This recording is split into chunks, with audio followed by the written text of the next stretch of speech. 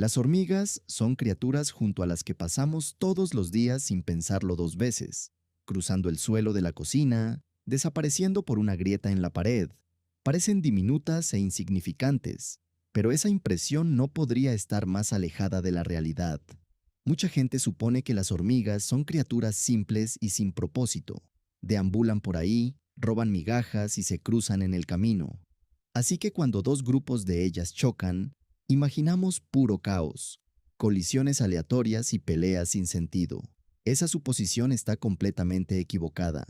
Las batallas entre colonias de hormigas no son accidentes, son campañas calculadas y organizadas, libradas por recursos, territorio y dominio. Y aquí está lo más llamativo. Cada bocado caído, cada parche de terreno habitable que creamos, cada ruta que abrimos sin querer, se convierte en munición para sus conflictos continuos. Sabemos esto gracias a generaciones de estudio, tanto en entornos de laboratorio controlados como en la naturaleza. Los científicos han seguido rastros químicos, trazado líneas de batalla y contado a los muertos de ambos bandos.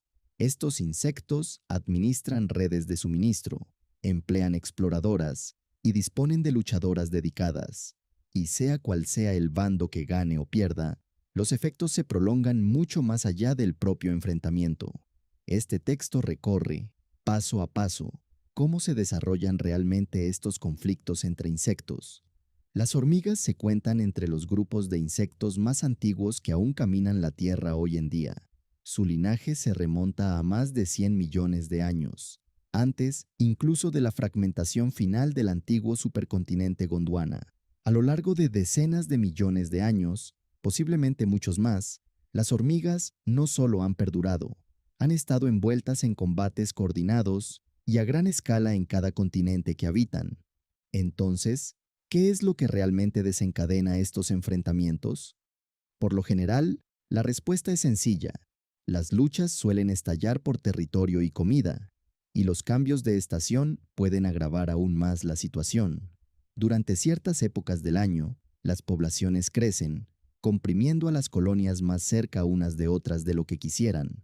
Bajo ese tipo de presión, fronteras antes estables pueden empezar a resquebrajarse. Sin embargo, la comida y el territorio no son los únicos motivos. Ciertas hormigas lanzan ataques únicamente para arrebatar la cría de nidos rivales, convirtiendo a los hijos de antiguos enemigos en mano de obra para sí mismas. Y una vez que estalla un conflicto, ya sea por tierra, suministros o crías robadas, cómo se desarrolla depende no solo del motivo de la lucha, sino también del arsenal que cada bando trae consigo. Lo central, que han sido estos conflictos a lo largo de la historia de las hormigas, queda claro en la enorme variedad de armamento que portan las distintas especies. A través del árbol genealógico se encuentran mandíbulas trituradoras, aguijones potentes y defensas químicas. Los primeros linajes de hormigas parecen haber sido moldeados en gran parte por la presión de depredadores externos, reptiles, aves y mamíferos que las cazaban. Muchos de esos ancestros portaban aguijones lo bastante potentes como para disuadir seriamente a animales grandes, pero esos mismos aguijones resultaban mucho menos útiles cuando la lucha era entre hormiga y hormiga. A medida que las hormigas se expandieron y se volvieron ecológicamente dominantes, la naturaleza de la amenaza cambió. La rivalidad con otras hormigas se convirtió en la fuerza evolutiva impulsora y, en respuesta, algunos linajes debilitaron o abandonaron por completo su capacidad de picar. Hoy en día, muchas especies portan armas finamente ajustadas para luchar contra otros insectos de su misma clase, aunque esas mismas herramientas sirvan de poco frente a algo tan grande como un mamífero. Y el arsenal varía enormemente entre especies. Su arsenal químico abarca desde compuestos ácidos hasta venenos capaces de paralizar o matar. El arma química más común, con diferencia, es el ácido fórmico, producido por aproximadamente 3 de cada 10 especies de hormigas. Lo rocían directamente sobre los enemigos, causando irritación ardiente, daño en los tejidos e incluso ceguera temporal. Lo especialmente fascinante es que esta estrategia química no surgió de un único ancestro común. Defensas similares basadas en ácido evolucionaron, por separado, más de una vez, en ramas no relacionadas del árbol genealógico de las hormigas, con cada linaje llegando a su propia solución para el mismo problema. ¿Cómo vencer a una colonia rival? Este tipo de evolución repetida e independiente dice mucho sobre cuánto ha moldeado el conflicto a estos insectos. Aún así, el combate físico directo importa tanto como la química. Morder aparece en casi todos los enfrentamientos, y las hormigas trabajan de forma rutinaria en equipo al atacar. Las luchadoras de una colonia inmovilizan a un oponente mientras otras lo despedazan. Algunas especies han llevado esto aún más lejos. En al menos un linaje conocido, las obreras portan una glándula interna agrandada que, bajo suficiente presión, estalla, matando a la propia hormiga pero empapando a los enemigos cercanos con una sustancia pegajosa y tóxica. Sumando todo, el arsenal de las hormigas abarca desde la fuerza física bruta hasta la guerra química de precisión, pero incluso la mejor arma vale poco sin una estrategia que la guíe. Nada de este poder de fuego importaría, sin embargo, si una colonia no pudiera realmente poner cuerpos en el campo de batalla. Y ahí es donde la estructura interna de una colonia de hormigas se vuelve tan importante como cualquier aguijón o glándula ácida. Una colonia no es una multitud desordenada de individuos idénticos. Es una sociedad estrictamente organizada, construida en torno a la división del trabajo, y es precisamente esa división la que hace posible la guerra a gran escala. En el centro está la reina, o en algunas especies varias reinas, cuya única función es la reproducción. No forrajea, no lucha, ni explora el terreno. Su única tarea es producir huevos de manera constante, y ese flujo estable de nuevas obreras es lo que permite a una colonia absorber pérdidas que paralizarían a casi cualquier otro tipo de grupo animal. Una colonia que pierde un puñado de miembros en una escaramuza apenas lo nota. Una colonia que pierde miles en una guerra prolongada aún puede recuperarse, siempre que la reina sobreviva y la producción de huevos continúe. Esto es fundamentalmente distinto de cómo las sociedades de vertebrados manejan el conflicto, donde cada individuo perdido representa un costo real y difícil de reemplazar.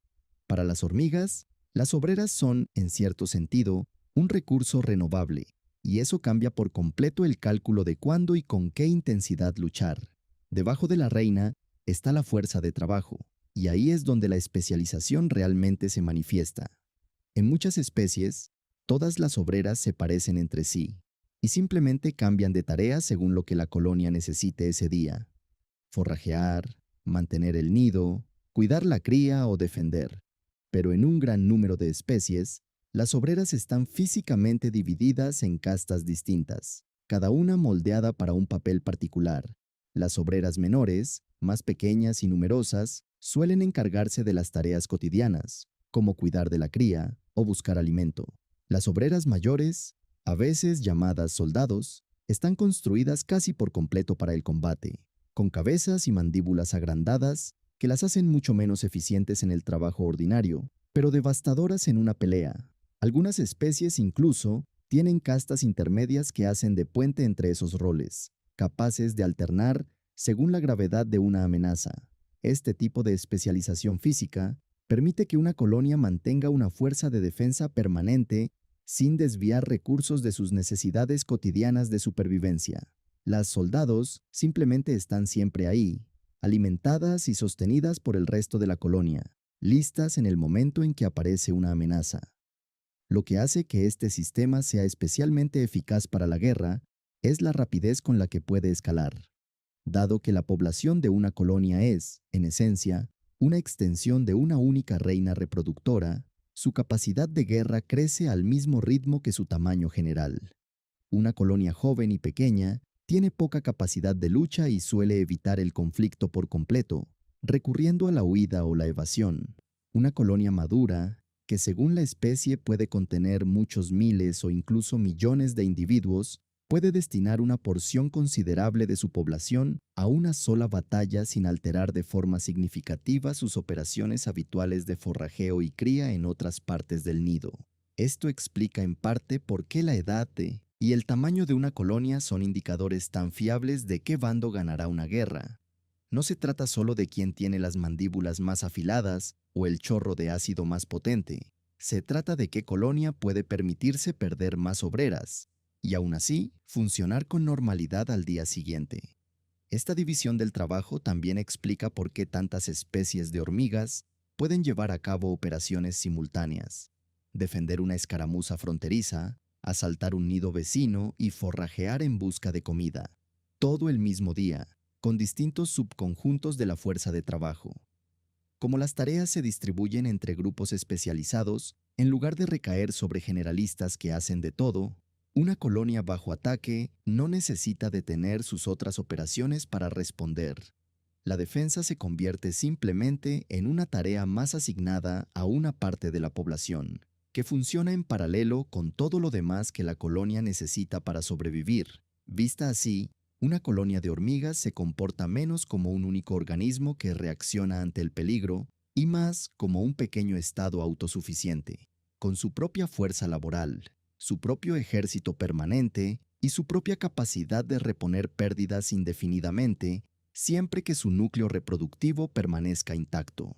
Esa profundidad estructural es lo que convierte a un puñado de insectos que muerden y rocían sustancias químicas en algo capaz de sostener una guerra organizada a la escala vista a lo largo de toda esta historia. El primer paso en la mayoría de los conflictos entre hormigas es el reconocimiento. Una sola exploradora sale a inspeccionar la zona, buscando principalmente comida, pero a veces topándose con un nido vecino digno de ser saqueado, o descubriendo que ya se acercan invasoras. Si esa exploradora encuentra algo útil, regresa a casa dejando un rastro químico a su paso. De vuelta en el nido, libera un aroma de reclutamiento que alerta al resto de la colonia sobre su hallazgo.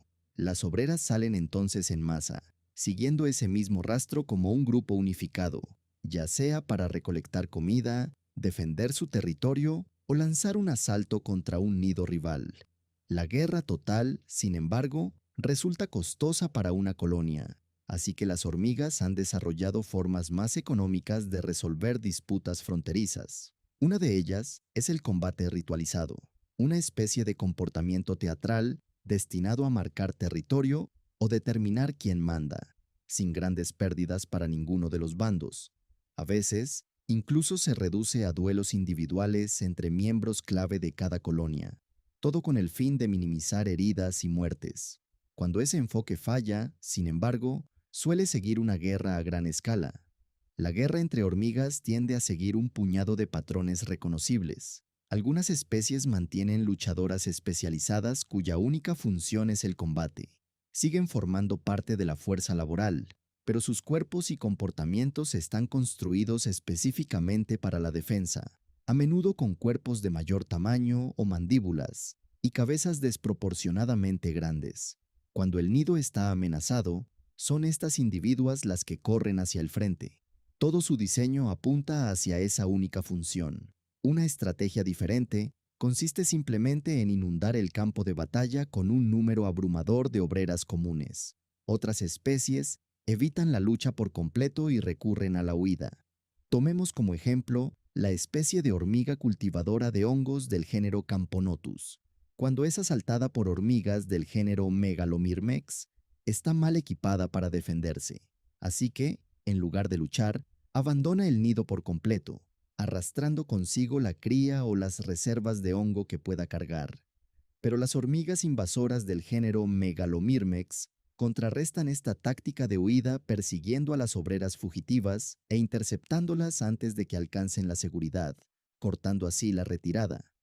Otras especies se organizan en formaciones de batalla rígidas que recuerdan a las falanges, aquellos bloques compactos de infantería célebres en la guerra de la antigua Grecia.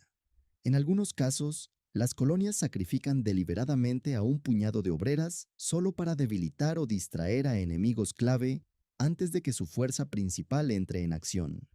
Ciertas especies invasoras recurren al engaño en lugar de a la fuerza bruta, liberando aromas que imitan la firma química de la colonia objetivo. Disfrazadas de este modo, logran pasar inadvertidas ante las defensas y robar la cría, convirtiendo a la siguiente generación de una colonia rival en mano de obra para sí mismas.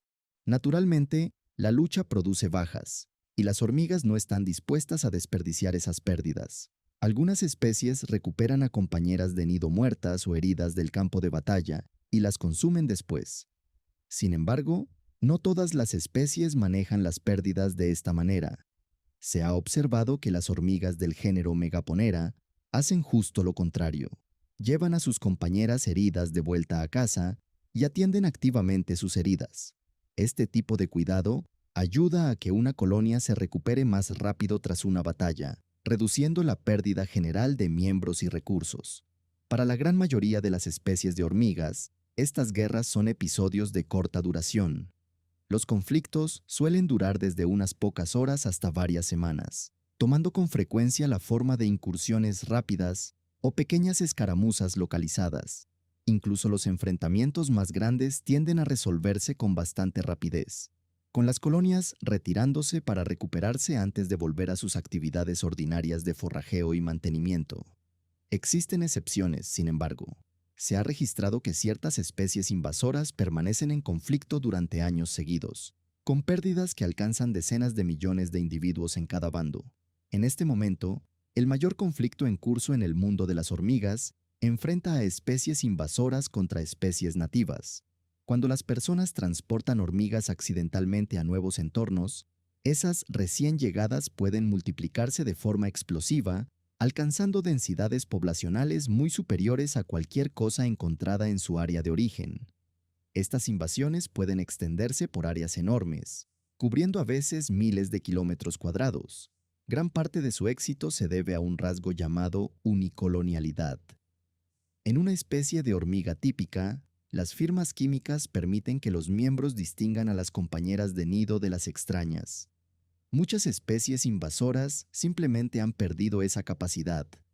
Como resultado, hormigas de nidos completamente separados de la misma especie se tratan entre sí como familia en lugar de rivales, lo que significa que los miembros de la misma especie invasora nunca se enfrentan entre sí.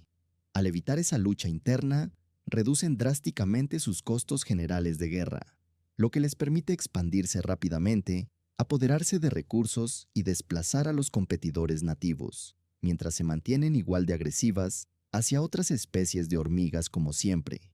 El resultado es una única supercolonia extensa que puede abarcar un paisaje de miles de kilómetros. Uno de los ejemplos más conocidos de este fenómeno es la hormiga argentina.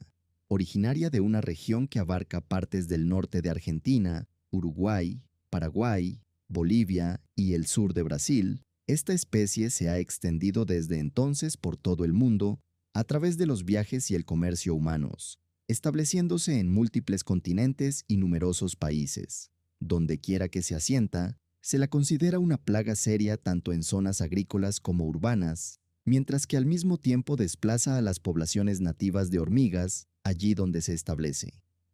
En una región de Estados Unidos, investigadores documentaron feroces enfrentamientos a lo largo de la frontera entre dos enormes supercolonias de hormigas argentinas. A lo largo de esa frontera, se estima que 30 millones de hormigas mueren cada año, en una línea de batalla que se extiende por kilómetros.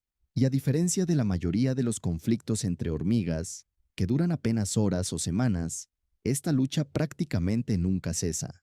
La frontera entre estas supercolonias es escenario de violencia constante e ininterrumpida, con hormigas luchando sobre los cuerpos de cientos de sus propias compañeras caídas.